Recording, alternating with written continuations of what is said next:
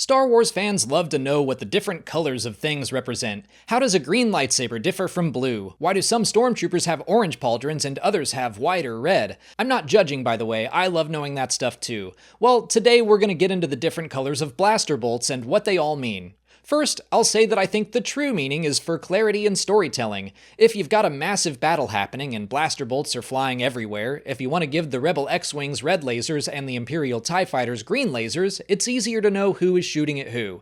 But that's the boring, behind-the-scenes answer. Of course there's some in-universe information for us to pick apart as well. Blaster bolts were created by turning different types of energy-rich gas into a hot beam.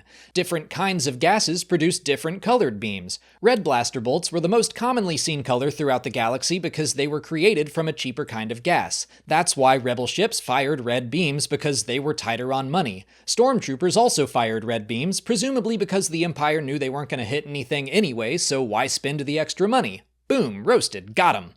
Green blaster bolts were created using a higher quality, more expensive gas. They were commonly seen used by the various Imperial TIE Fighters and their Star Destroyers' turbo lasers. Naboo's Royal Guard also wielded blaster pistols that fired green lasers, so I guess the Queen was okay spending a little extra money for her protection. Blue blaster bolts were most commonly seen during the Clone Wars because it was an ion-based blaster bolt that was more effective against droids. Since the Separatist army was primarily made up of droids, the clone army of the Republic fought them with blue blaster bolts. But that's not to say they weren't lethal against organic beings. The Jedi were killed just fine despite not being droids. The Resistance was also seen firing blue blaster bolts. Maybe we could rationalize them as having hand-me-down ammunition from the Clone Wars, similar to the way they had used outdated ships and starfighters donated by the New Republic. It should also be noted that stun blasts were blue, but I don't think those blasts should be considered bolts. And speaking of non-lethal shots, orange was generally considered to be a low-power bolt often used for training situations. We can see them being fired from Luke's training remote in A New Hope, Ezra's training sessions with Sabine in Star Wars Rebels, and the laser cannons in the clone training facility on Kamino. There was also a lower-powered version of the blue blaster bolt that was more of a cyan color that could be seen fired by the Bad Batch and their training droids in the Tipoca City training facility.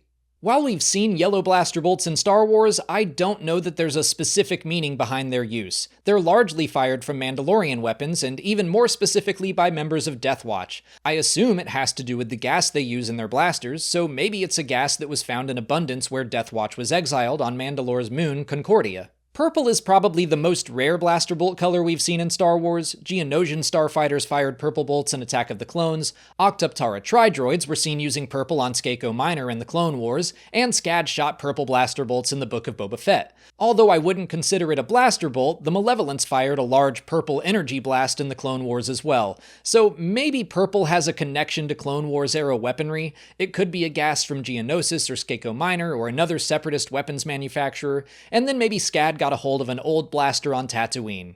But what I think is more likely is maybe Jordan Bolger, who played Scad, requested purple the same way Samuel L. Jackson requested his own unique lightsaber color. Because while I like talking about this stuff, none of it's that serious. The colors are usually chosen for some behind-the-scenes reason, and then lore significance is created after the fact for fun. I like that blue is supposedly more effective against droids. That makes sense, but it doesn't seem to hurt an organic being any less either. So don't read into the color meanings too much, just have fun with it. And that's it for today. If you haven't already, please like this video, subscribe to the channel, follow us on our socials, and consider checking out our Patreon page. As always, thanks for watching, and may the Force be with you.